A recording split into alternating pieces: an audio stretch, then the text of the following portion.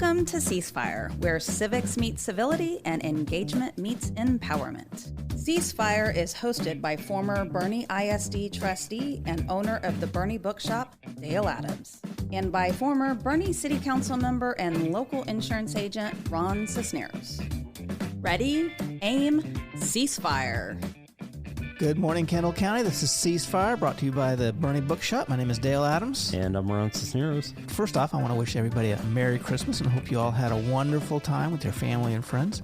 Today, we are going to talk about the Christmas Truce in World War I, which was a pretty neat thing. Well, unless you were fighting in it. But they didn't fight during the truce. Well, that's which true. was cool. They played soccer. They sang Christmas carols together. That's right. It's a pretty interesting thing, but not as unique as I initially had thought it was before I looked into it. Yeah. So how did we get there? I'll give you the little background, as I always do. I'm your background guy here. Our research guy. Yeah, our research guy. Yeah, that's right. That's my new title. So on July 28th, 1914, we had the official start of World War I, and this happened because somebody decided to shoot the Archduke of Austria-Hungary. That would be Archduke Franz Ferdinand. So Austria-Hungary decides they're going to go attack Serbia, and then we have all these little alliances. You know, basically Russia says, well, if you go into Serbia, we're going to go in after you. And France says, well, if you do that, we're going in too because, we got an alliance with you. And Germany says, well, if you go in, then we're going to go after you, France, because we like Austria-Hungary. And then the next thing you know, we got a world war. And, it's the early 1900s. Everybody believes that, we're in this great new dawn of technology and weapons and all this stuff, and let's use it. Yeah, we're going to use it. And unlike previous wars, this will be short and sweet, and we'll all go home. We'll be home by Christmas, right? Yeah. Well, that didn't happen. No. And so at the point that this Christmas truce takes place, we already have close to 1 million casualties in a 5-month span. Yeah, this is the beginning of the war. This is the beginning of the war. Yeah, there's still another 4 years yet to go after this, right? And so that's the start. And Pope Benedict, not the one that we're familiar with now, but another Pope Benedict, they've had a few of them, he basically talks to the warring countries and says, hey, I want you to have a Christmas truce. And they say, yeah, you know what, we're not interested. Thanks, but no thanks. You go sit over there at the Vatican. We're going to duke this thing out. And so we get to Christmas Eve, and the German soldiers decide, well, I think we will have a Christmas truce. Top brass wasn't happy about it, but the soldiers started singing carols, and the Brits across the way in their own little trench are like, what are they doing? And next thing we know, everybody's singing carols, and Germans invite them over, and they start shaking hands, exchanging gifts, exchanging cigarettes or tobacco. Can we say tobacco on Bernie Radio? We can. All right, I just did. And that was the Christmas truce. And the neat thing is, it wasn't just one little location where a group of guys from both sides started feeling like, okay, let's just relax a little bit. It was pretty widespread on both fronts. It's a neat thing. Some people say it was a bit of a pushback of the soldiers saying, we don't really like this war, which it might have been. But they all just wanted to take a break and embraced each other as fellow men. Yes. And it's hard to do that in the heat of battle, but they did. Yeah. I think nobody anticipated this war going as long as it did. Yeah. At that moment in time, they had expected that they would be home already with their families, but instead they're stuck in trenches. Another aspect of that war that they had not anticipated. Yeah, not only did warfare. it go longer than they thought it would, but the modern technology didn't play out the way they thought it would. And so they're stuck in these trenches. They're cold. They're miserable. They're in a stalemate, basically. Yeah. I think this was an opportunity for them to recapture the humanity that had been stripped from them when they got pulled into this war. Yeah. The interesting thing when I was doing a little bit of research, believe it or not, was that this wasn't a new thing. In battles before, there had been pauses in battles, particularly to collect your dead and wounded and things like that, but also just to take a break sometimes. Mm-hmm. And even they had agreements where they wouldn't fire at each other when they were exercising or washing their clothes or tea time. So this concept that when you're in the fight, you're in it all the time, it wasn't really universal. I mean, some places it was, and people went in, they slaughtered everybody every chance they got. Right. But there was a lot of this sort of, let's keep the fighting contained to a certain time and place, which is kind of a weird way to think of it. But I think it comes from this sort of chivalrous concept maybe that held over for a little while, brief time. You know, you mentioned something about collecting the dead, and that was another thing that happened in this Christmas truce. The soldiers helped each other. They came together and they helped each other bury they're dead. That was fascinating to read about that. The British were exchanging haircuts for tobacco. I'm pushing that button again, Baron. Tobacco. What's your thing about tobacco? I don't know. Is this like a Christmas wish or something? Or is this you're hinting out to everybody, oh, you know what I want for Christmas? No, I wouldn't. You're not a smoker, are you? No, I'm not a smoker. Okay, I think so. My sin is sweets. Yeah, mine too. Yeah. Can I say sweets on the radio? Well, that's good because I've got a whole bunch of them. Christmas is one time when I get too many. Yeah. They just lie around the house and I just look at them and it's not so good. It's really difficult to walk into your bookstore this time of year, like right about Halloween to Christmas, and you got that little dish of candy out there. And I wish you wouldn't put that out. I really shouldn't have it because I eat more of it than probably anybody else, and that's a problem. Yeah. We need a Christmas truce from candy, Dale. Now you're pushing it. I don't know. I can talk about it, but to actually do a truce would, it'd be very difficult. Let's get back on topic here. So the whole concept of doing a truce during wartime, I think it's so opposing to what you do during wartime, because during wartime or any conflict, one of the things people do is they dehumanize each other, and that justifies eliminating them or imprisoning them or whatever the conflict happens to be about. And taking a break from that takes some of the momentum away from this dehumanization process. It's part of any kind of conflict. And I think the lesson for us from that is that we need to do that, especially at Christmas, but at all times, is take a break from the dehumanizing process. And I think in today's world, it would be a really good idea to try to think about that. Yeah. And that is why one of the reasons we do this show is because we want people to embrace civility again, to get back to having conversations with that other side. Nowadays, I think more than ever, I shouldn't say more than ever, because I wasn't around 100 years ago, but it feels like that we've gotten into trench warfare. Red versus blue, Republicans versus Democrats. And this is the time of year where we should be looking past that. We should not have political conversations. We should have civic conversations. We should have a time of truces with our fellow man instead of this polarization that's been going on now, and it's been building up for several years, and it's just getting worse and worse every year. Yeah. Maybe we need to have some activities where people from opposing sides get together and exchange tobacco? I was thinking, well, Christmas has passed, but next year, maybe we could have listen up, you political activists, the local Democrats and Republicans get together and do some caroling down Main Street. What do you think of that idea? Oh, that's interesting. I don't know if they'd do it, but I think it would be kind of cool. Think we could get them to agree on the songs? Yes, I think we could. I mean, they're all reasonable people, mostly. But I think it would be good for us to try and find something like that. Yeah. And I agree, this show is part of that, I think, because we have tried to bring in concepts and talk about them from different sides. Could you maybe get the Republicans and the Democrats to share a float in the Christmas parade? Oh, that's a good idea. Wouldn't that be kind of cool? Yeah, that would be. Yeah. Maybe they'll get that concept in there. And on the same float. Right. Have two separate floats. Right, and not with a wall between them, but like one where they're mingling, they're together, and they all patriotic, universal themes to what their signs or whatever say. Yeah. I think that would be very cool. Okay, project. I'll let you start that committee, right? Okay. I like that idea, though. No grand marshals instead of no kings. I like that. Yeah. Make parades great again, or something. No. That would be too partisan. Oh, you're right. Right. Universal things. I like that. Okay, we're going to put that in our back pocket and think about that more as the year gets on. Maybe we'll move on that somehow, if possible. One thing that I think when I read about some of these things is the concept of forgiveness, which is a very Christian kind of thing. But it also, I think, played a part in this because in order to come out and actually sing carols with your opposition or to play soccer with them or to exchange tobacco or whatever, you sort of have to offer some forgiveness to them because they were shooting at you yesterday or they said mean things about you or whatever. Forgiveness is incredibly important when I was thinking about the dehumanization aspects of war and how they have to forgive each other. What it does is it gives back the humanity to people and acknowledges that person's a human. And so I think that brings to the fore once again that forgiveness is so important to us as humans and as society and everything. And I encourage people to do as much as possible, but especially to your opponents, to forgive them, because that tells them and yourself and others that you consider them human. And I think that's really, really important right now.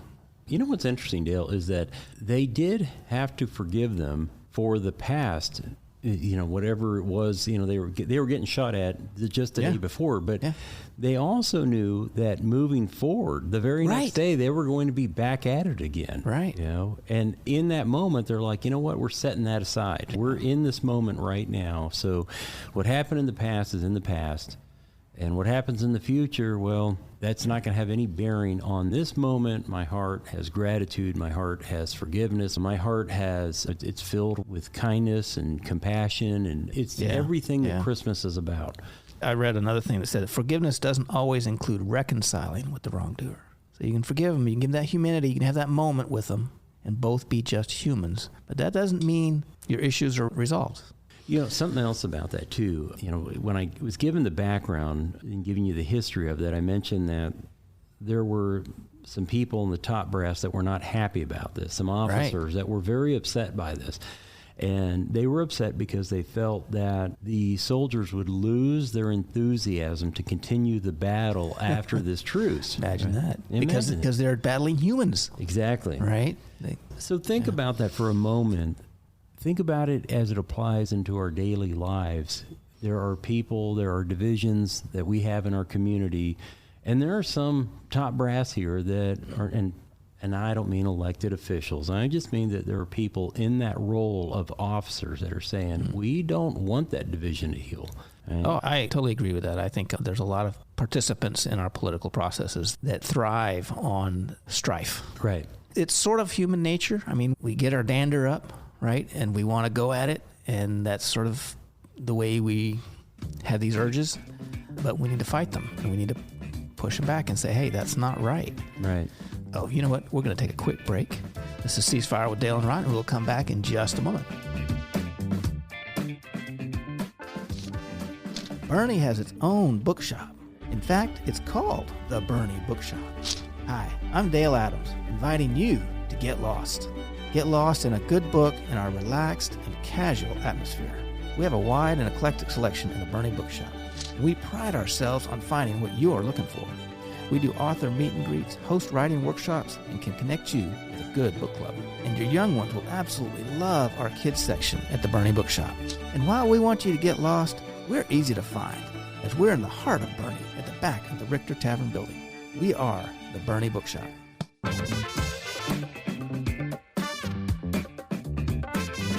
Welcome back. This is Ceasefire with Dale and Ron, and we are talking about the Christmas break in 1914 between the two warring sides in the Great War and how that applies to our lives now.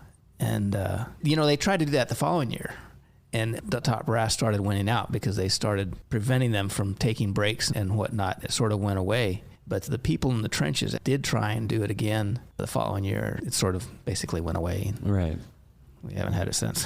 Right. Well, and I think part of that was that we were 5 months into this war at that point when they did this truce. It had already gone longer than anybody had anticipated. So when we got to year 2, there was an enormity of blood that had been shed. Yeah. And I think that what the original soldiers were trying to capture in that first Christmas got lost because of that dehumanization you talked about. At that point, it was just obliterated, which brings me to some questions that I want to pose to the audience. And the first is this: with whom or what are we fighting today that is keeping us from experiencing our own Christmas spirit, our own Christmas truce in this community? What are we reading on Facebook, or what are we arguing on Facebook, or what are we saying to people when we get together and we're talking about the candidates running for the newest county positions that are coming up next year? What are we doing or listening to that's keeping us from having that truce with the other side? All right, that's my first question. The second question is, are we listening to those officers who are telling us no truce? Keep fighting, don't put down your arms. or are we listening to the real top brass? And the real top brass is our Lord and Savior, right? It's not the guys that are telling us, keep up the division, let's keep up the animosity. That's not it. If that's what we're listening to, we don't have the Christmas spirit. Right. We're listening to the wrong voice. That's right. Yeah. And then my next question is, what can you and I do to engage in that spirit of Christmas, not just in ourselves, but in our community? You know, what can we do to capture that? In what way can we heal the community and bridge that gap? You know, and is that going out and singing carols with the other side, or sharing a float, or, you know, what is that? I think it is. I think your idea of float is phenomenal, actually, but it doesn't have to be actually going out and seeking out somebody and taking time to meet with them in a nice way. Just get out and be out together and just spend some time together. It doesn't have to be a particular thing. And actually, this is something that would be easier to do at Christmas if we did it in little bits throughout the year. You know, if we said hi to them when we saw them in the Bernie Grill, or chatted with them for a minute in HEB and just said, hey, how you doing? Acknowledge each other on a more of a daily basis, the little things. I think that would go a lot towards rehumanizing each other and giving us the comfort level to be able to do the big things like a parade float together. That's a great point, Dale, because Christmas isn't just a day. It shouldn't be. Right. It's not just a day. It's not just a season. It really should be something that we're experiencing every day of our life. Yeah. Right? It should be like our goal every morning should be to get out of bed and figure out a way to recapture that Christmas spirit, that spirit of compassion and kindness and giving and sacrifice and service. That should be the model of our daily life, not just our December life. Right. I do think that Bernie is primed and ready for something like that, because we have so much giving in this community. We have nonprofits that address, and just not necessarily nonprofits, but groups that address all kinds of issues in our community. And so I think there's a strong sense of helping each other, local improvement, things like that. I think there's a lot of that here. So I think that a lot of people would be in favor of more sort of reconciliation kind of things between opponents. Yeah, I agree.